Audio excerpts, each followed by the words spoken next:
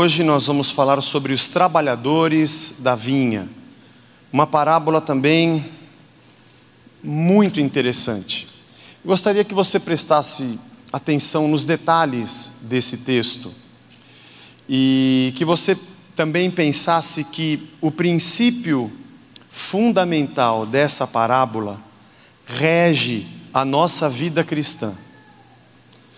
A ideia do que significa o reino e a sua justiça, em muito, está dentro dessa parábola.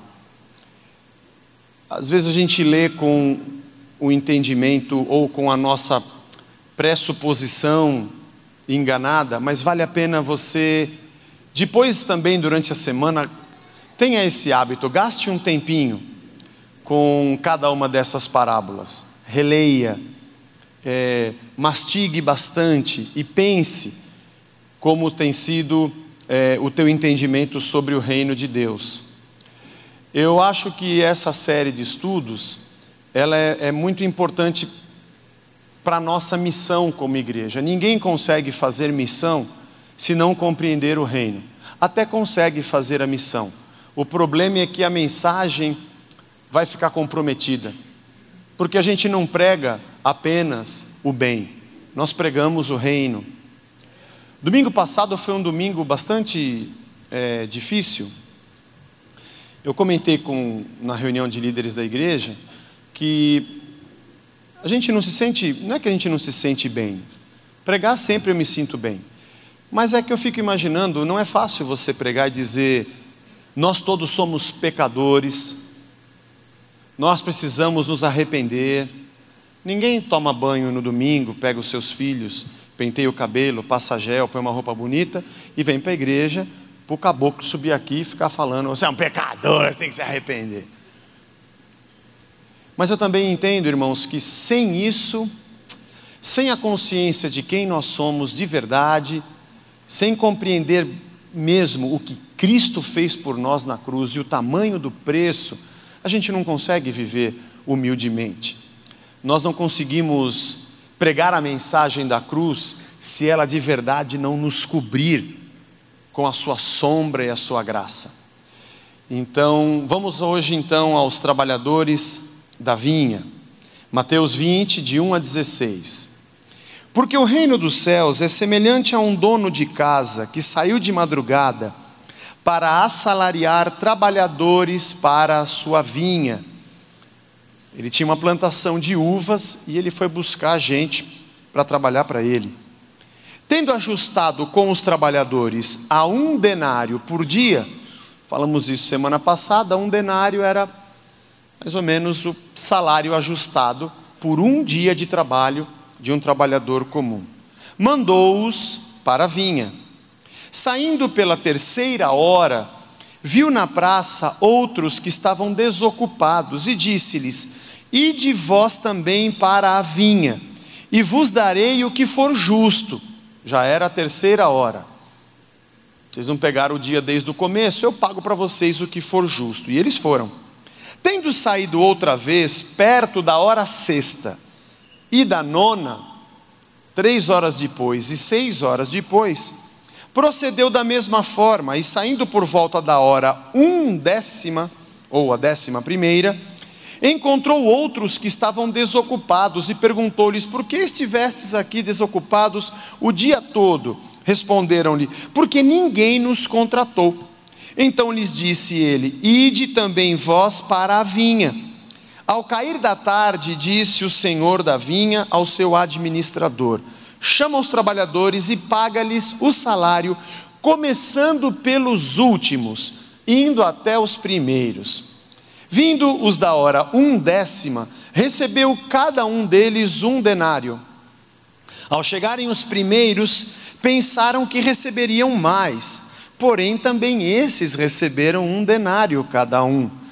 Mas tendo recebido, murmuravam contra o dono da casa, dizendo, estes últimos trabalharam apenas 1 hora, contudo os igualastes a nós, que suportamos a fadiga e o calor do dia. Mas o proprietário respondendo, disse a um deles, amigo, não te faço injustiça, não combinaste comigo 1 denário? toma o que é teu e vai-te, pois quero dar a esse último o tanto quanto a ti. Porventura não me é lícito fazer o que quero do que é meu? Ou são maus aos teus olhos porque sou bom?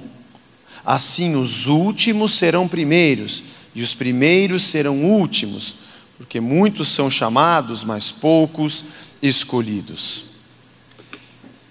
Coisa interessante, né? Jesus conta uma parábola, causa um grande problema e um belo desconforto na cabeça das pessoas que entendem que há pessoas que merecem mais e outras que merecem menos. Vamos entender algumas coisas dessa parábola para a gente não ficar perdido. Primeiro, que a praça era o lugar, também chamado de mercado, não como a gente tem hoje, os supermercados, mas esse mercado era um mercado de trabalhadores, era a praça. E ali ficavam as pessoas que precisavam de trabalho. Geralmente na época da colheita, e a cultura das uvas, da vinha, era uma cultura forte na época. Nessa época de colheita faltava gente para trabalhar, e a galera ficava ali esperando, e logo cedinho já vinham os donos das vinhas para contratar pessoas para o trabalho. Eu li alguns comentários sobre essa época, a cultura da época. Tinham também os vadios que ficavam nessa região, tinha gente sem fazer nada, tinha de tudo, né? E alguns chegam a dizer, eu acho que esse trabalhador da 11ª hora que chegou atrasado, eram os caras que não queriam fazer nada. Se você já viu alguém comentar isso, não é verdade. Porque na parábola Jesus disse, quando perguntou para eles, por que vocês estão aqui? Eles disseram, porque ninguém contratou. Ninguém pediu para a gente trabalhar, nós estamos aqui o dia inteiro esperando. E que interessante, alguém esperar até aquela hora, porque isso não era comum. Já perderam praticamente o dia e vão trabalhar e receber praticamente nada. Vamos falar um pouquinho sobre o dia. Naquela época, o dia era marcado de sol a sol. O dia começava, começava e terminava às 6 horas da tarde até às 6 horas da manhã. Começava às 6 da manhã e ia até às 6 horas da tarde. Era assim que se marcava o dia.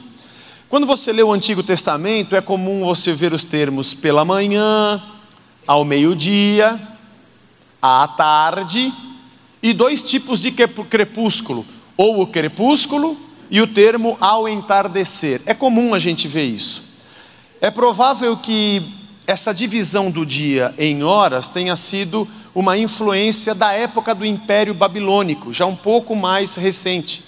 Nos dias de Jesus, o tempo era marcado da seguinte forma: às 6 horas da tarde até às 9 da noite, lembre-se que tudo era através do solstício, posição do sol, da lua, não havia relógio como a gente tem hoje. Mas se fôssemos pensar nos dias de hoje, das 6 da tarde até as 9 da noite era conhecida como primeira vigília da noite. Das 9 até a meia-noite era conhecido como segunda vigília da noite. Da meia-noite às 3 da manhã era tido como a terceira vigília, e até às 6 horas a quarta vigília da noite. A gente vê no Novo Testamento, nos Evangelhos, aquele texto que, se eu não me engano, aquele texto que Pedro foi preso e amarrado entre dois soldados, que o anjo visita lá pela terceira ou quarta vigília da noite. O que significa isso? São esses períodos de 3 horas que marcavam os 4 períodos da noite. E durante o dia, era assim, às 6 horas da manhã, era o início do dia, começava um novo dia. Às 9 horas da manhã, é o que nós lemos como hora terceira, 3 horas depois. Às 6 da manhã, foi quando o dono da vinha foi pegar os seus primeiros trabalhadores. Depois ele voltou na praça, já era 9 da manhã, a hora terceira. E ele disse, olha, vai trabalhar na minha vinha, vão trabalhar lá, que eu pago o que for justo. Quando deu meio-dia, era a hora sexta. 6 horas já haviam se passado, desde as 6 da manhã. E depois ele passou de novo na hora nona. A hora nona é às 3 horas da tarde. E a hora 12ª, às 18 às 6 da tarde de novo. O mais interessante foi o que aconteceu com esses caras aqui, da 11ª hora. Eles trabalharam só 1 hora, se bem que ele pagou um denário para todo mundo. A parábola de Jesus conta que ele passa lá 5 horas da tarde. Os caras estavam lá, o que estão fazendo aqui? Ninguém contratou. Vai para a minha vinha, vamos trabalhar. Trabalharam por 1 hora. Lógico que a parábola é uma ilustração, né? Pode ser que tenham trabalhado menos, até chegar na vinha, até se apresentar, mas enfim, trabalharam um pouco.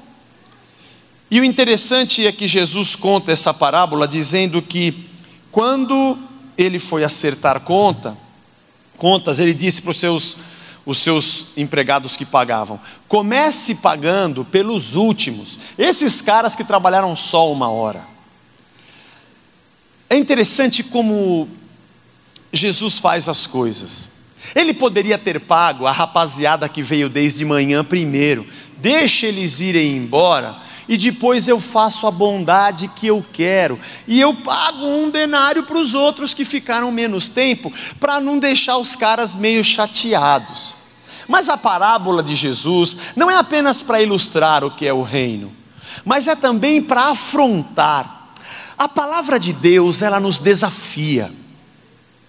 A palavra de Deus não apenas nos diz a verdade, mas ela diz a verdade do jeito que tira a gente do eixo, que mexe com o nosso jeito de pensar, que confunde nossas convicções antigas. E Jesus estava fazendo isso naquele dia. E na sua ilustração, começou a pagar pelos os últimos que chegaram. E já saca um denário e vai dando para o pessoal. Imagina a fila. Vai vendo o cara que chegou agora saindo com um denário. Até aí não reclamou. O outro que chegou meio-dia, o que chegou vai vendo 3 da tarde. Imaginando, quando eu chegar, com certeza ele vai pagar alguma coisa a mais. Porque é justo, porque eu trabalhei o dia todo. E chega ali na hora, recebe um denário. Um denário? Não é possível. Começaram a reclamar, tem alguma coisa errada. Eu trabalhei o dia inteiro, aquele cara trabalhou só 1 hora, o outro trabalhou meio-dia, como é que ele ganha igual a mim? Pera, o que eu combinei com você? Que você me daria um denário. Está aqui o seu denário.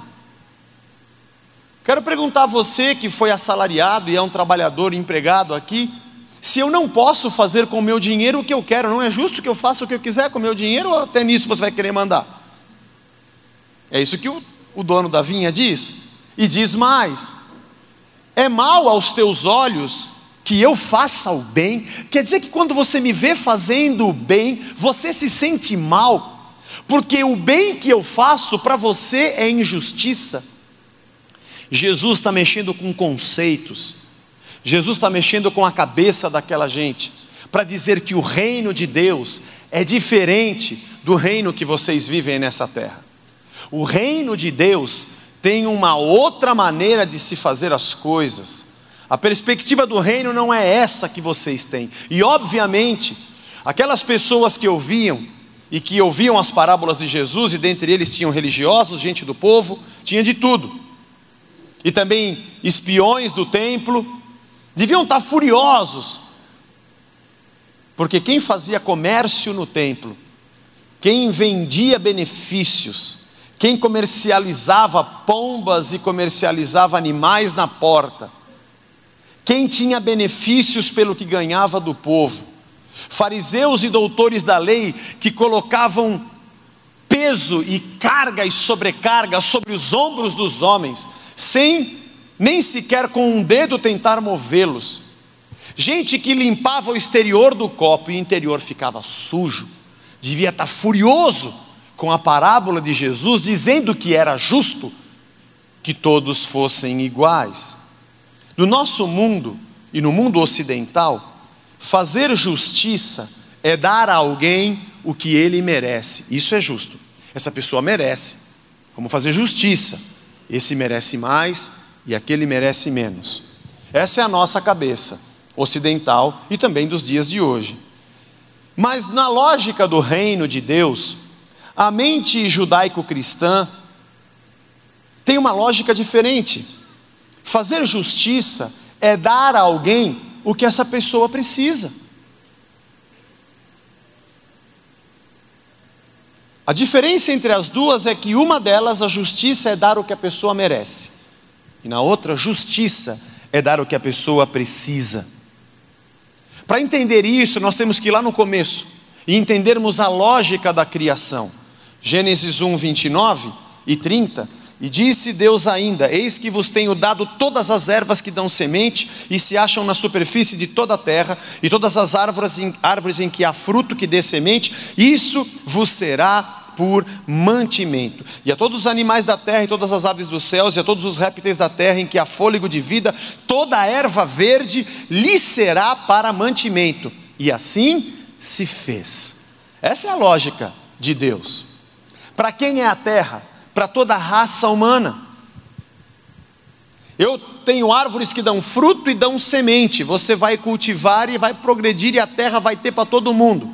E os animais também vão comer da erva que a terra vai produzir. Aí o homem que já tinha tudo, e Deus disse a ele: você só não toca naquela árvore, que ali é o bem e o mal. Se você se alimentar daquilo, você vai morrer. E a serpente disse para a mulher: imagina que você vai morrer. Você vai ficar como Deus, sabendo tudo, o bem e o mal. E ela toma do fruto e come, e o homem também come. E eles passam a perceber que estão nus.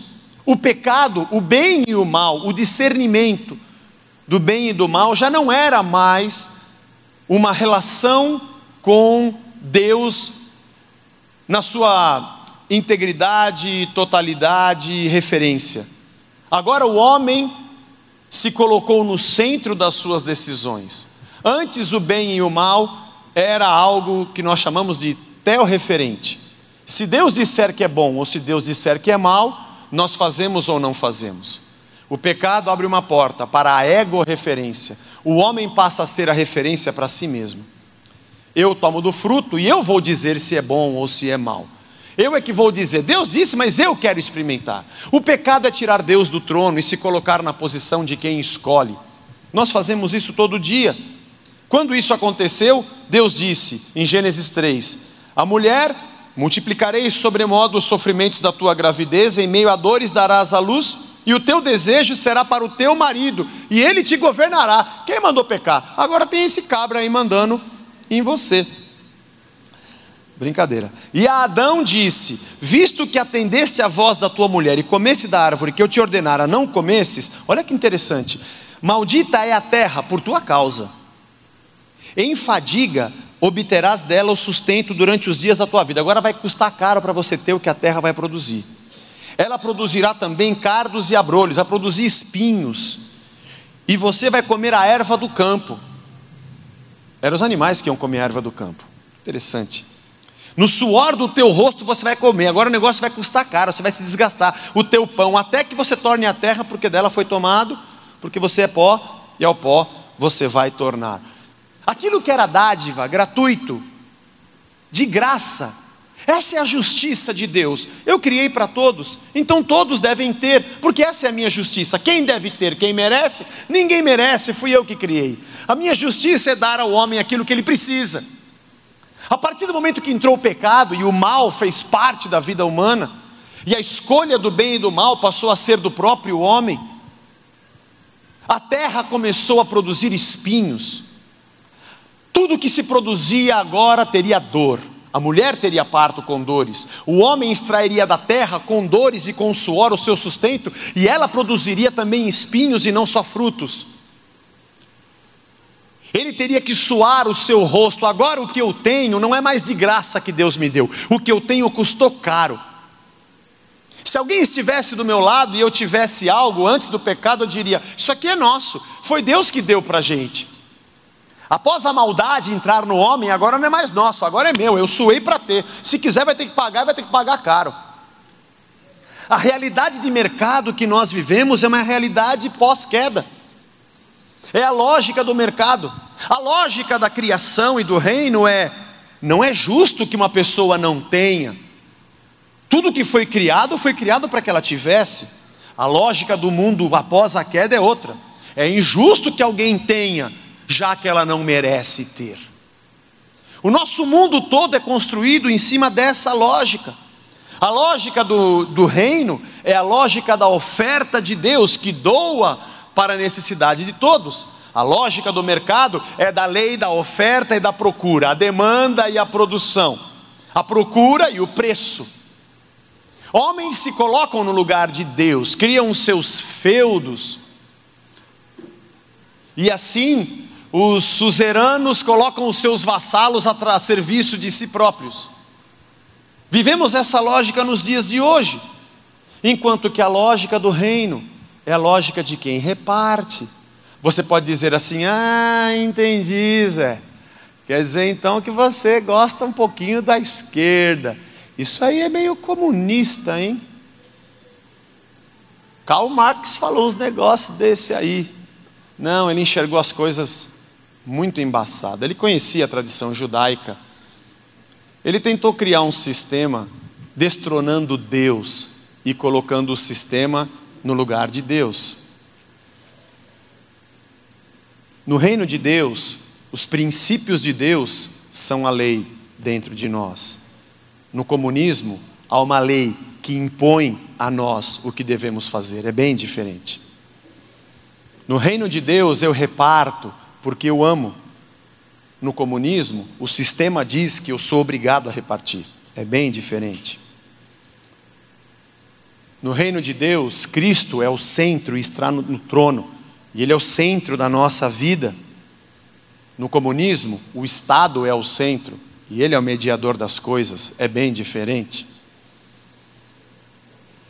No reino de Deus, nós fazemos as coisas livremente, fazemos por amor e há liberdade. No comunismo, há o cerceamento da liberdade para que todos obedeçam. No reino de Deus, os ricos doam e repartem com alegria, porque eles entendem que no reino é justo dar a quem não tem. E eles fazem com alegria de servir, e os que precisam recebem com alegria e gratidão de receber. E todos louvam a Deus por servir e por serem abençoados. Já no comunismo, os ricos são obrigados a dar mais aos pobres, e quem tem mais é obrigado a dar mais. Só que não há gratidão, há tensão entre as classes, o proletariado e o patronato. No reino de Deus, nós entendemos que o mal é o pecado, é a maldade dentro de nós, é isso que destrói. No comunismo, o mal é a classe superior, é o outro que é o mal, eu tenho que lutar contra ele. No reino de Deus, Deus está no trono, a solução está no trono. No comunismo sempre há um homem no trono, ou um grupo no trono. No reino de Deus nós temos a solução para o problema do mal. No reino humano, que quer ter tudo comum, o mal permanece nos homens. O problema não é um sistema que nos obrigue a ser alguma coisa. Esse é um problema do ser, é um problema ontológico. O problema é que o mal está no homem. Não há sistema que possa substituir. O único lugar onde as pessoas repartem, doam com alegria, sem obrigação, continuam livres, é o reino de Deus. Esse é o reino de Deus. Essa é a justiça. O reino de Deus, o evangelho, é uma resposta ao pecado. Reajusta dentro do homem o problema do mérito e da recompensa do mundo que é injusto. Jesus, na verdade, propôs um escândalo. Quem trabalha menos recebe igual. Mas no reino de Deus é assim. Ele chama os últimos primeiro, para que os primeiros saibam que não existem primeiros. No reino de Deus, quem aparentemente deveria ter menos vai ser igual, e aquele que achava que era maior vai ser igual, para que todos saibam que só há um maior, e todos nós somos iguais. Jesus aponta para o reino, para o trono, para o rei. É ruim para vocês, disse o Senhor, o fato de eu fazer o bem para os outros? Como é que pode alguém ter raiva de ver alguém fazendo o bem? Você consegue entender que Deus nos salva pela graça, nos abençoa pela graça? Os dons que Ele nos dá são graça e dádivas, somos instrumentos pela graça. Você ainda acha, depois dessa parábola, que temos o que temos ou somos o que somos por mérito nosso? O que Jesus está querendo dizer?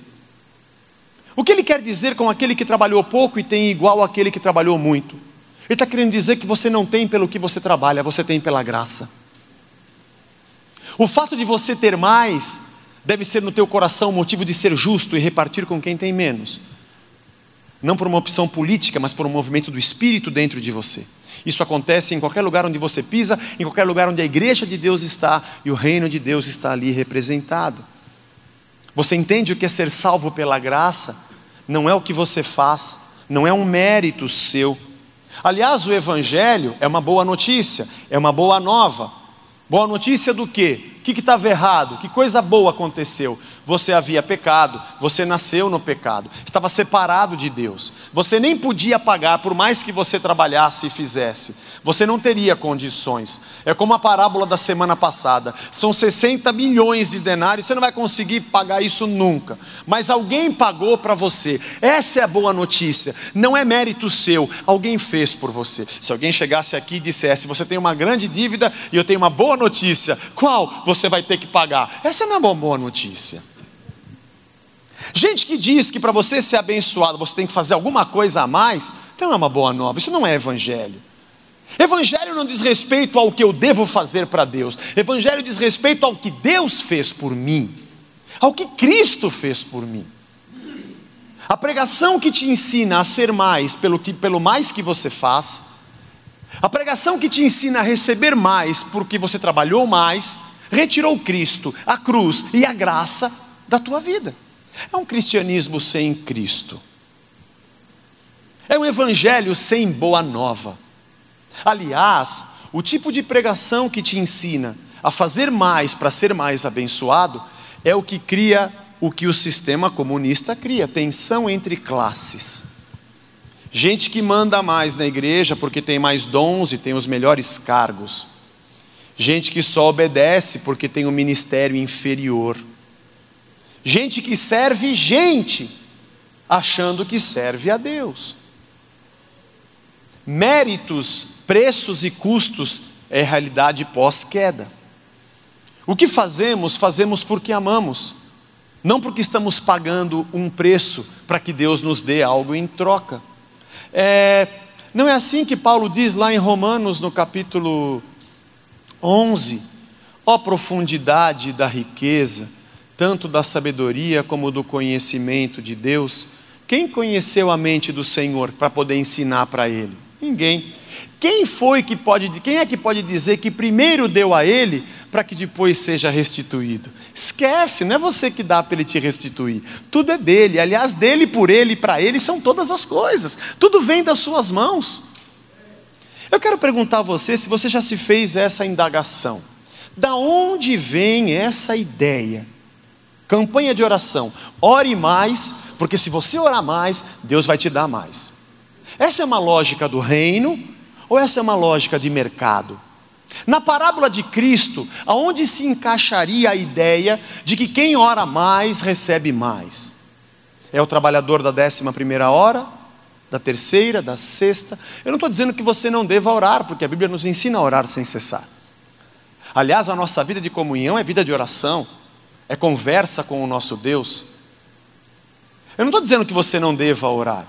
Eu estou perguntando a você se você acha que a oração não é comunhão, confissão, adoração e comunicação com Deus. É moeda de troca. Uma coisa é uma coisa, e outra coisa é outra coisa, e vice-versa. Da onde vem a lógica? Dê mais ofertas, porque você vai ter mais dinheiro. Essa é uma lógica do reino. Aonde você encaixaria esse pensamento nessa parábola de Jesus? Diga para mim. Quem trabalha mais ganha mais. Se quem trabalha mais tem mais e quem trabalha menos tem menos, no reino de Deus, quem era rico ficaria cada vez mais rico e quem fosse pobre ficaria cada vez mais pobre. Essa não é a lógica do reino. Mas nós aprendemos que quem dá mais vai ser mais abençoado. Coitado de quem tem menos.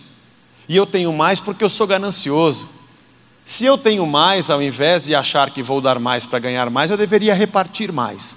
Para que dentro do reino, quem tem menos recebesse a justiça da criação e não a lógica do mercado.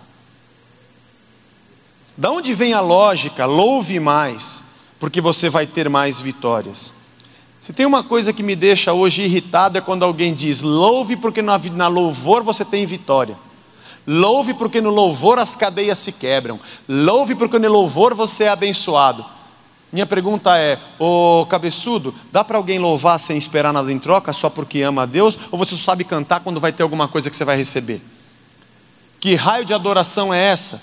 Que ao invés de ser gratidão e exaltação ao Deus que já é o Todo-Poderoso, você faz mais e canta com mais vontade porque disseram que você vai mandar o gerente embora pelo poder de Deus, porque você cantou mais no domingo.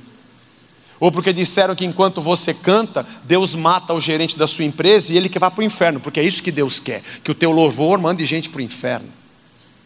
Essa lógica vem da onde? Você encaixaria na parábola de Jesus de que maneira?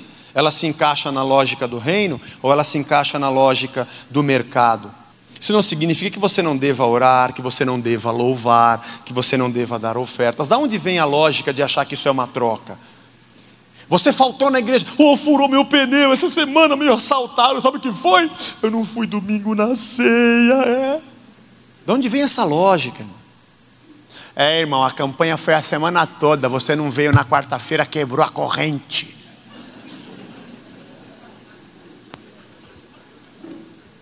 Isso não significa que você não deva ir à igreja, é óbvio, mas o motivo é outro.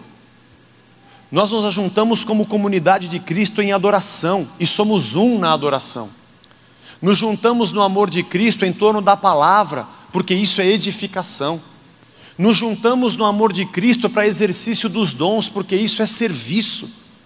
Nos unimos na alegria de sermos corpo e um nele. Mas não porque temos um cartão de ponto. Essa lógica onde se encaixa na parábola de Jesus? Jesus, eu orei mais e recebo mais do que um denário. Eu trabalhei mais. O dono da vinha nos convida para a sua terra, para o seu reino e para o seu trabalho, para a sua obra. E em nenhum momento Deus está dizendo que quem trabalha mais vai receber mais. Você vai me dizer assim: mas a Bíblia diz que haverá galardão no céu. É verdade, irmão. Isso é uma coisa de Deus. Não tem uma tabela price de valores, juros, dividendos, crescimento, rentabilidade de galardões. Vamos deixar isso com Deus e vamos continuar servindo, porque foi para isso que Ele nos chamou. A lógica do reino é a lógica da justiça. É justo que alguém tenha, porque ele não tem. A lógica do mercado, justiça, é para quem merece. Lógica do mercado, quem aqui trabalhou? Você merece, você que se dane. Lógica do reino, Deus deu tudo para todos. Eu nasci com uma condição melhor, deixa eu repartir com quem não tem, porque isso é justo diante de Deus. O mundo é o mundo, a gente não vai conseguir mudá-lo com um sistema, mas aonde o reino de Deus chega, algo pode, deve e vai acontecer. Isso não significa que dentro da nossa realidade do Brasil, nossos mandatários majoritários não possam emprestar valores da cosmovisão cristã para que mais justiça aconteça nessa terra. Deveria. Mas a ganância dos senhores feudais é muito grande. Por isso, quando nós fazemos o que fazemos, irmãos, quando nós ofertamos, e eu sempre digo isso, nós temos a lógica do reino. Ainda que Paulo diga que quem semeia muito, colhe muito, e quem semeia pouco, colhe pouco, mas ele também diz que o que Deus abençoa é a nossa sementeira e não o nosso ventre. Já percebeu nesse detalhe? Quando eu semeio e eu colho na minha sementeira, ou seja, amanhã eu tenho mais para semear, não mais para guardar no meu ventre. Porque aliás ele chama o ventre de próprio Deus, porque ele diz que tem gente que tem o Deus na barriga. A lógica do reino é a lógica do amor. É a justiça diferente da justiça dos homens. Devemos orar? Sim. Ofertar? Sim. Adorar? Sim. Porque a graça nos alcançou. Porque por mais que eu tivesse, eu jamais poderia pagá-la. A lição dessa manhã, irmão, é cuidado. Cuidado com a cabeça meritocrata. Cuidado com o balanço na lógica de ganhos e custos. Cuidado quando você pensa que você é menos na igreja porque você faz menos. E cuidado quando você achar que você é mais porque você faz mais. Cuidado quando você trouxer uma única moeda e entregar e achar que deu pouco, porque tem alguém do seu lado batendo no peito que entregou muito mais do que você. Jesus disse que quem sai do templo justificado é a viúva, e não o fariseu. Cuidado quando você se sente menos e cuidado quando você se sente mais. A lógica do reino não é a lógica do mercado. É por isso que nós fazemos o que fazemos. A gente não faz obra social porque a gente acha bonito. A gente não faz obra social porque a gente tem que dar alguma coisa, né? A gente não faz obra social porque está chegando o fim do ano e dá um peso na consciência. Eu sempre dou alguma coisa, sabe? Porque vai que Deus vai mandar algum raio, Ele já não manda em mim, porque afinal de contas eu bati o cartão e ajudei uma pessoa. Até dei uma esmola aqui e sou até tentado a tocar uma trombeta para Deus ver que eu estou dando a esmola e Ele me dá alguma coisa em troca. Por que a gente está comprando tênis para os meninos? Porque a gente quer fazer um almoço de Natal para as pessoas que recebem cesta na igreja. Se você acha que é para a gente dar para elas um dia de alegria, você está errado. A gente quer ter uma oportunidade de conhecê-las. Por isso a gente está tendo reuniões com o Léo, com os irmãos que estão se doando. Para o ano que vem nós temos cursos profissionalizantes para as pessoas da nossa comunidade, que vão ouvir do Evangelho e vão poder ascender a algo melhor do que elas têm hoje. Porque isso é justo, porque Deus deu para todos. Deus me deu alguma coisa, né? Eu tenho que ajudar quem Deus não deu. Quem pensa assim é um miserável. Eu penso assim: se Deus me abençoou, eu tenho que dar para a pessoa que não tem. Tipo assim, ele não tem, não é abençoado, então eu que sou, tenho que dar para quem não é. Não, irmão, todos são. Porque Deus não criou a terra só para você, criou para todos. É que o nosso sistema humano injusto faz com que nós nos achemos mais abençoados do que os outros. Não tem nenhum problema de eu orar por você, nenhum problema de nenhuma pessoa da igreja, nenhum líder ou pastor orar por você. Mas eu acho bonito quando a gente dá as mãos e você ora pelo irmão que está ao seu lado. Porque quem te abençoa não é o pastor que ora por você, é o Deus que te ouve do céu. Não faz diferença se quem está na frente é o grande Senhor Todo-Poderoso, o dono de toda unção, ou se é uma pessoa que você nunca viu e mal sabe ler a Bíblia. Porque Deus habita no coração daquele que crê, não no orgulho daquele que acha que é maior na lógica do mercado.